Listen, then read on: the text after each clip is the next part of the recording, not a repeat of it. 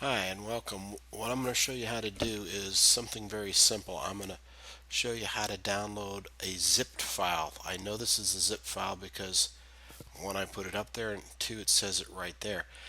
On Windows it's pretty simple. You just click right there, and I'm using Chrome, so I would also recommend you use that for the class.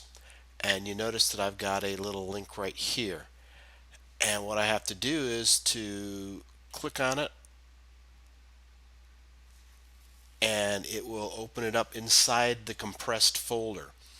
And that's an important concept to understand, because what we're going to do next is I'm going to take that compressed folder.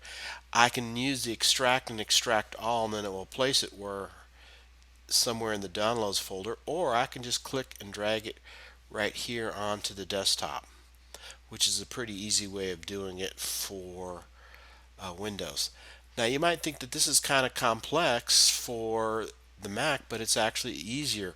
What happens is, if you do the same thing with the Mac, you just click right here, it automatically takes it down to the downloads folder and decompresses and then extracts it out and sticks it in the downloads folder. Now I would think that'd be kind of a security issue, because if there was a virus inside that, but you don't have to worry about that from me. At least right now you don't have to, because these have all been checked. So it's really simple on how you do it. Now, how you zip a folder is even easier, and both are similar with PC versus Mac. So what I'm going to do is, right now I have, oops, let's get rid of that stuff. I've got a folder. It says its name is website. I want to zip it. Now it's a little confusing, but not much. I'm going to right click here, and then I have to go send to compressed folder. And you do that, and what it does is it automatically creates a compressed folder somewhere else on your screen. It'd be nice if it was right next to it, but it's not. And then it's zip, and it's now a zip folder. It's that easy. The difference between that on a Mac, if you do the same thing on a Mac, they actually have an option on this pop-up menu, and it says compressed folder, so it's the same thing.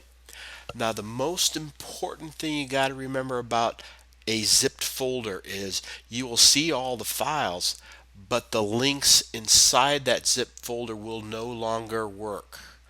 Let me say that again. The links in that file will no longer work. So your pictures may not display right. Your links, if you click on them, will not work.